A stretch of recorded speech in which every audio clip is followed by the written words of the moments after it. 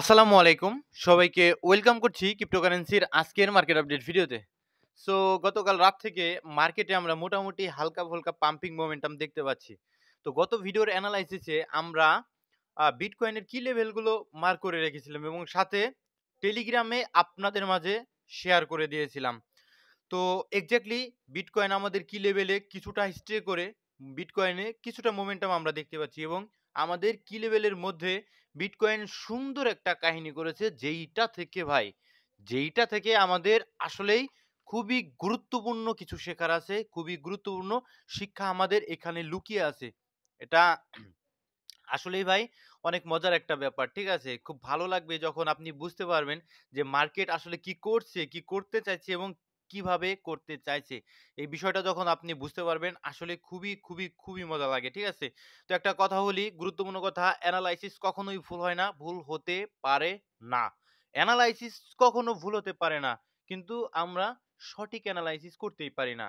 আমরা যখন ভুল করি আমরা যখন এনালাইসিসটা ভুল করি, ঠিক আছে?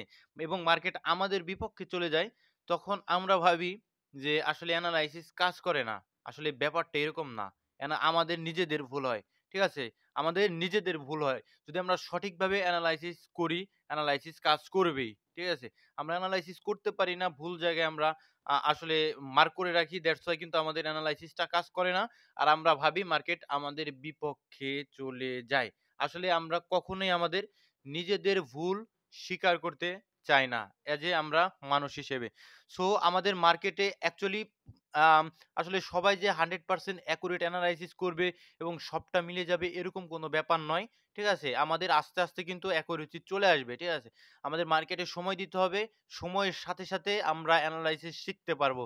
আস্তে আমরা শিখতে পারবো যে কোনটা ভুল এনালাইসিস, কিভাবে আমি ভুল করলাম এই জায়গাটাতে এবং কিভাবে এটা কাটিয়ে উঠতে পারবো। এভাবেই কিন্তু আস্তে আপনি একদম পাক্কা প্লেয়ার হয়ে যাবেন, পাক্কা খেলোয়াড় হয়ে যাবেন এবং অনেক সুন্দর এনালাইসিস করতে পারবেন। তো আবারও বলছি, এনালাইসিস কখনো ভুল হয় না। আমরা নিজেরা ভুল করি, আমরা নিজেরা বুঝতে পারি না। দ্যাটস ওয়াই আমরা ভুল করি। সিস্টেমের কোনো প্রবলেম নেই। পুরোপুরি প্রবলেমটাই আমাদের। ঠিক আছে? তো আজকের ভিডিওতে আমরা টেকনিক্যালি দেখার চেষ্টা করব যে মার্কেট এখান থেকে অ্যাকচুয়ালি কি করতে পারে এবং কত দূর করতে পারে। আর যদি নিচে আসে তাহলে কত দূর আসতে পারে। ভিডিও শুরু করার আগে একটি ডিসক্লেমার, এই ভিডিওটি শুধুমাত্র একটি এডুকেশনাল ভিডিও, কোনো ফাইন্যান্সিয়াল অ্যাডভাইস নয়। শুধুমাত্র একটি এডুকেশনাল ভিডিও। আর আজকের ভিডিওটা আমি অত্যন্ত ছোট্ট করার চেষ্টা করব। সো আমরা যারা স্টিল আমাদের টেলিগ্রাম চ্যানেলটিতে জয়েন করেননি, ভিডিও ডেসক্রিপশন বক্সে টেলিগ্রাম চ্যানেলের লিংক পেয়ে যাবেন, জয়েন করে নেবেন। সো প্রথমে আমরা যে বিষয়টা নিয়ে আলোচনা করব, দেখুন ফরেক্স ফ্যাক্টরিতে যদি আসি আমরা দেখতে পারবো যে 11 তারিখে আমাদের আসলে রেড কার্টের এফওএমসি মিটিং রয়েছে, রাইট?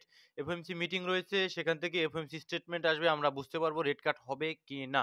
25 বিপিএস রেড কাট হওয়ার সমূহ চান্স রয়েছে, যেটা অলমোস্ট কনফার্ম হয়ে রয়েছে। 25 বিপিএস এর একটা রেড কাট, যেটা কিন্তু বিটিসির অ্যালগরিদম রেড কাটের আগেই কিন্তু আসলে অ্যালগরিদমটা ঠিকঠাক হয়ে যেতে পারে। আসলে রেড কাটের আগেই মার্কেট আসলে ওই অ্যালগরিদমের সাথে খাপ খাইয়ে নিতে পারে। অর্থাৎ যে রেড কাটের যে পাম্পটা সেটা কিন্তু রেড কাট হওয়ার আগেই আমরা হয়তোবা কিছুটা লক্ষ্য করতে পারি। ঠিক আছে? তো লক্ষ্য রাখবেন। আমরা দেখতে পাচ্ছি অলস কয়েন গুলো মোটামুটি কিছুটা রিকভার করা স্টার্ট করেছে। অ্যান্ড কয়েন গ্লাসে আমরা দেখতে পাচ্ছি লিকুইডেশনও কিছুটা কিন্তু বেড়ে গিয়েছে, বিকজ শর্ট পজিশনে লিকুইডেট গুলো বর্তমানে হওয়ার চেষ্টা করছে। তো ওপেন ইন্টারেস্ট কিছুটা বেড়ে গিয়েছে অ্যান্ড ফিয়ার এবং গ্রিডিং ইনডেক্স স্টিল আমাদের এক্সট্রিম ফিয়ার, এটা নিউট্রাল পজিশনে থাকা উচিত বলে আমার কাছে মনে হয়। অ্যান্ড ভলিউম কিছুটা বেড়েছে। যদি আমরা চার্টে আসি, ঠিক আছে? টেকনিক্যাল, অনেকেই ভাবছেন যে মার্কেট ভাই ৭৩,০০০ এ আসতে পারে। এরকম প্রশ্ন অনেকেই কিন্তু ভাবছেন। তো আসতেই পারে। সিম্পল ভাই। আসতেই পারে, স্বাভাবিক। না আসার কোনো কিছুই নেই। আসতেই পারে, কারণ ওখানে আমাদের ইম্পোর্টেন্ট কি লেভেল রয়েছে? কি রয়েছে? আমাদের এই সাইকেলের অল টাইম হাইটা, যখন প্রিভিয়াস সাইকেল অল টাইম হাইটা ক্রিয়েট করেছিল, ব্রেক করেছিল, তো সেখানে একটা ইম্পোর্টেন্ট লেভেল আমাদের রয়েছে। ঠিক আছে? তো আরো কি রয়েছে আমাদের ৭৩,০০০ এ দেখুন। আমাদের যে এখানে একটা উইকলি টাইম ফ্রেমের সুইং রয়েছে, লোয়ার হাই। তো লোয়ার হাইয়ের নিচে কিছু লিকুইডিটি থাকবে। এখন যারা লং পজিশন ওপেন করবে তাদের এখন এসএল দিলে কোথায় রাখতে হবে বলেন? তাদের এসএল তো অবশ্যই সেফলি এর নিচে রাখতে হবে। তো এর নিচে লিকুইডিটি রয়েছে, কোনো সমস্যা নেই। তো তার মানে আসতে পারে, স্বাভাবিক একটা বিষয়। কিন্তু তার মানে কি এই যে ৭৩,০০০ আ আসবে মানে এখনই আসবে, কিংবা আমরা ৭৩,০০০ এর জন্য ওয়েট করব। ৭৩,০০০ আসলেই আমরা ডিসিশন নিব। তো এগুলো বোকামি, ঠিক আছে? স্ট্রাকচার দেখে আমাদের ছোট, ছোট ট্রেডিং করা উচিত। ছোট, ছোট অপরচুনিটি প্রতিদিনই আসে। সেই অপরচুনিটি গুলো আমাদের স্ট্রাকচার দেখে স্টপ লস দিয়ে আমাদের লসটাকে লিমিটেড করে একটা ইনভ্যালুয়েশন থাকবে সেটা দেখে আমরা কিন্তু অপরচুনিটি গুলো গ্র্যাব করতে পারি। ঠিক আছে? মার্কেট অলরেডি আমাদের লোকাল বটম ক্রিয়েট করে ফেলেছে। ঠিক আছে?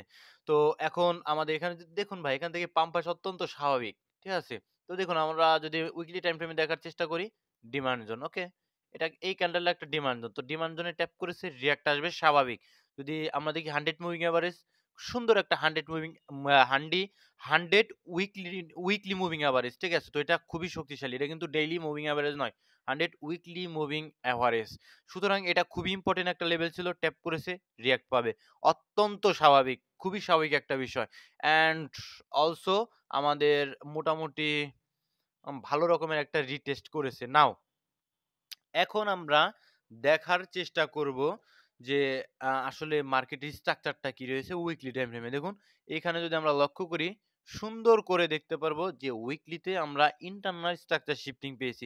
আর যদি আমাদের ৭৩,০০০ এর নিচে কোনোভাবে কোনো উইকলি ক্যান্ডেল ক্লোজ দেয় সেটা আমাদের ইন্ডিকেট করবে যে আমাদের আসলে মার্কেটের মোমেন্টাম খুবই খারাপ। উইকলি টাইম ফ্রেমে আসলে স্ট্রাকচার শিফটিং চলে আসবে। মেজর স্ট্রাকচার শিফটিং নিচের দিকে আরো চলে যাওয়ার সম্ভাবনা রয়েছে। তো ঐরকম আমরা আপাতত দৃষ্টিতে এক্সপেক্ট করছি না।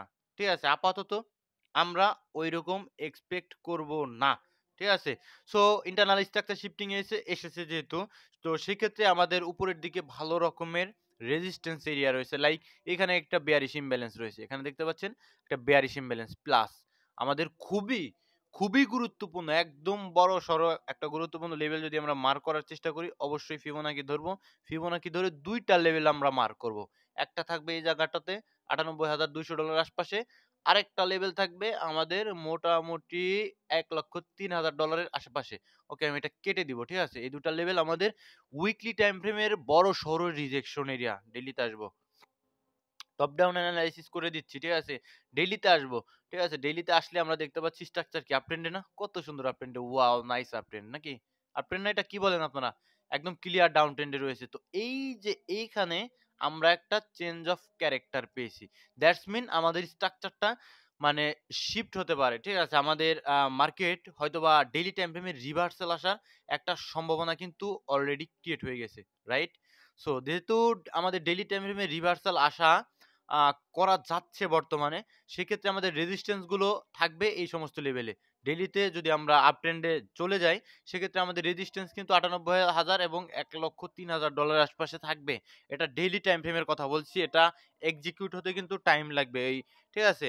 তো এই সমস্ত জোনগুলো আমাদের রিজেকশন এরিয়া থাকবে। এই সমস্ত জোনে যখন টাচ করবে তখন আমরা দেখার চেষ্টা করব যে মার্কেট কিভাবে রিঅ্যাক্ট করে। শর্টার টাইম ফ্রেমে যদি কোনো বেয়ারিশ স্ট্রাকচার দেখতে পাই, সেক্ষেত্রে কিন্তু মার্কেট আবার পড়ে যাওয়ার সম্ভাবনা থাকবে।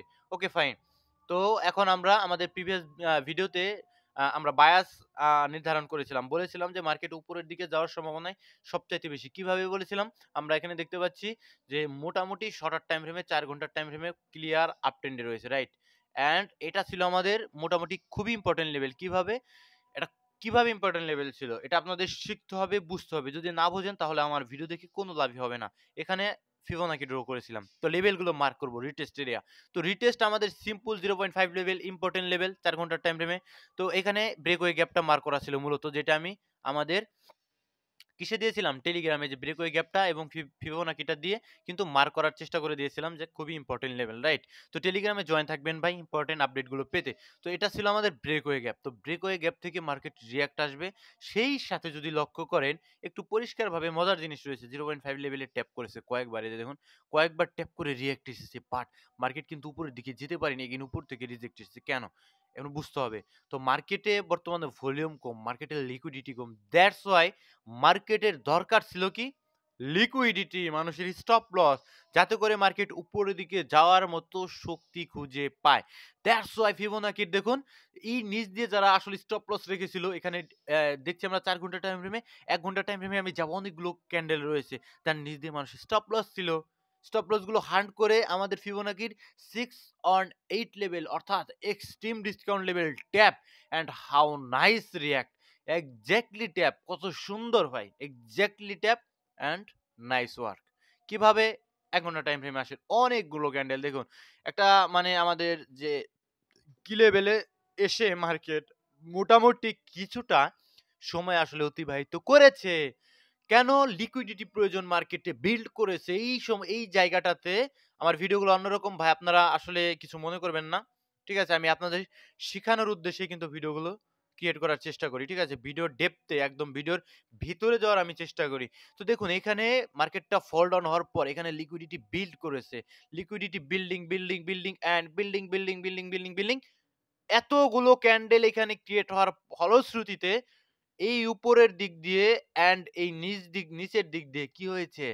দ্যাটস ওয়াই মানুষের স্টপ লস জমে গিয়েছে। যারা শর্ট এবং লং পজিশন ছিল তাদের স্টপ লস এই ২ সাইডে জমে গিয়েছে। দ্যাটস ওয়াই আমাদের নিচের এই যে লিকুইডিটি সুইপ অ্যান্ড সেল সাইডটা লিকুইডিটি সুইপ করেছে। আমাদের ৪ ঘন্টার টাইম ফ্রেমের 6 অর 8 লেভেল অ্যাকুরেটলি ট্যাপ করে এখন উপরের দিকে যাচ্ছে। তো বুঝেন স্ট্রাকচারটা কি বেয়ারিশ? বলেন। যে যাই বলুক এখন স্ট্রাকচার বেয়ারিশ মনে হচ্ছে? অবশ্যই প্রথমত আমাদের টার্গেট থাকবে $৯৮,০০০ এর আশেপাশে।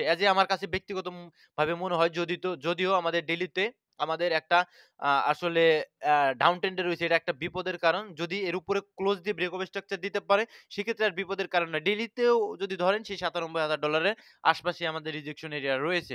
আপাতত দৃষ্টিতে আমি অন্ততপক্ষে বুলিশ ভাইয়া যদি চিন্তা করেন আমি অন্ততপক্ষে বুলিশ আনটিল আরো ব্রেক ওভার স্ট্রাকচার পাচ্ছি আনটিল আমাদের উইকলি টাইম ফ্রেমে যতক্ষণ পর্যন্ত না ইম্পোর্টেন্ট লেভেল গুলোতে যাচ্ছে ততক্ষণ পর্যন্ত আমি মোটামুটি বুলিশ আছি। এতে আমি ভুলও হতে পারি। আমার ইনভ্যালুয়েশন রয়েছে যদি এটা ইন্টারনাল হায়ার লো, এই হায়ার লোর নিচে যদি কোনোভাবে ক্যান্ডেল চলে আসে সেক্ষেত্রে আমি আবার বেয়ারিশ। ঠিক আছে? মার্কেটে আমি আবার বেয়ারিশ হয়ে যাবো। আর যদি এর নিচে চলে আসে ওকে আমি বেয়ারিশ। ৮৩,০০০ এর নিচে। তো এটা আমার স্ট্রাকচার যখন চেঞ্জ হয়ে যাবে আমি ভুলও হতে পারি। স্ট্রাকচার যখন চেঞ্জ হয়ে যাবে আমি আবার বেয়ারিশ হয়ে যাবো। আপাতত দৃষ্টিতে আমার সবকিছুই মনে হচ্ছে মার্কেট মোটামুটি কিছুটা পাম্প করতে পারে যদিও সামনে রেড কার্ড রয়েছে তারও সেজন্য আরো কিছুটা এটা প্রভাবিত করতে পারে। অ্যান্ড ইউএসডি ডমিনেন্স খুবই গুরুত্বপূর্ণ। How nice this is! This is analysis করতে হবে, শিখতে হবে, বুঝতে হবে। তো দেখুন ১ ঘন্টার টাইম ফ্রেমে এটা আমরা মার্ক করেছিলাম। ১ ঘন্টার টাইম ফ্রেমে যদি যান, এটা আমরা মার্ক করেছিলাম যে এখানে আমাদের আরএসআই ডাইভারশন ক্রিয়েট হয়ে গেছিল। বুলিশ আরএসআই ডাইভারশন ক্রিয়েট হয়ে গেছিল। Okay fine. আমরা মার্ক করেছিলাম। পরবর্তীতে আমরা বলেছিলাম যে এখানে উপরের দিকে যেতে পারে, মার্কেটে কিছুটা কারেকশন আসতে পারে। প্রিভিয়াস ভিডিওগুলো দেখে নিবেন। তো অ্যাকুরেটলি একদম বেয়ারিশ ইমব্যালেন্সটা মার্ক করা ছিল। একদম just tap and how nice this is! এখন নিচের দিকে আসছে, মার্কেট পাম্প করছে। এখন কতদূর নিচে, কত নিচে আসতে পারে?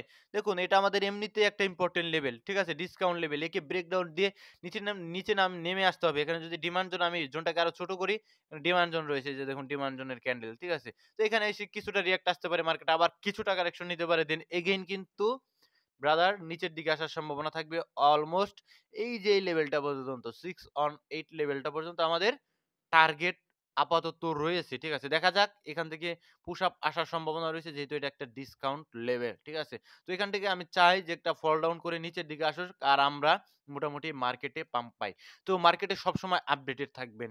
একটা কথা কি যেকোনো সময় মার্কেট তার স্ট্রাকচার শিফটিং দিয়ে দিতে পারে। আপনার ইনভ্যালুয়েশন থাকতে হবে, আপনার স্টপ লস থাকতে হবে। ঠিক আছে?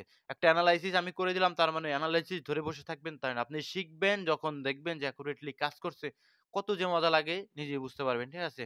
তো ফিদা কয়েন সোলানা ইকোসিস্টেমে ডিসেন্ট্রালাইজ এক্সচেঞ্জের কয়েন যে আমার কাছে মনে হয়। তো আমি ব্যক্তিগতভাবে ফিদা কয়েনে আই ডোন্ট কেয়ার।